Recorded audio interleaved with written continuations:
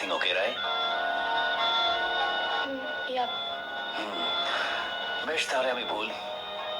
আমি ভাবতাম আমি তোমায় চিনি, তোমার না বলা কথাগুলো বুঝি। So all that scrap. Ram, আমি এই শহরটাকে খুব ভালোবাসি জানো। ইন্টার্নশিপ করতে এসে দেখলাম আমার এই ভালোবাসার শহরের অলিতে গলিতে কত রকমের ঘটনা ঘটছে। আর আমরা তখন কি করছি? একটু পরিষ্কার করে বলো তো কি হয়েছে? আমার কাছে কিছু লিডস এসছে আজকে।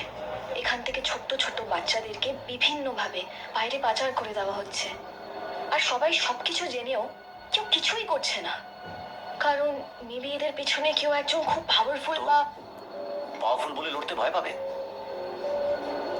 আর যে মেয়ে একটা অচেনা ছেলেকে দেখে চোখে চোখ রেখে ঝগড়া করতে পারে, সে পাওয়ারফুল লোককে দেখে ভয় পাচ্ছে। এরপর যদি কেউ বলে না যে আমি পাওয়ারফুল, তাকে বলবে আমার রাম তোদের থেকে অনেক বেশি পাওয়ারফুল। পেন আর বই নিয়ে থাকি তার মানে এই নয় যে তোমার কিছু হয়ে গেলে আমি চুপ করে থাকবো। What is it? Thanks. Welcome, sir. Thank you. Hey professor, আমায় একটা কথা দেবে?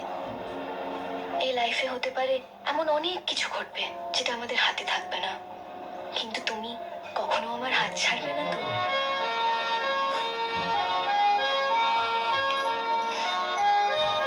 আমি সব সময় তোমাকে সাথে নিয়ে তোমার এই অভিযোগের শহরে তোমার যত আবর্জনা আছে সেগুলো সবটা পরিষ্কার করে দেবো, কথা দিলাম।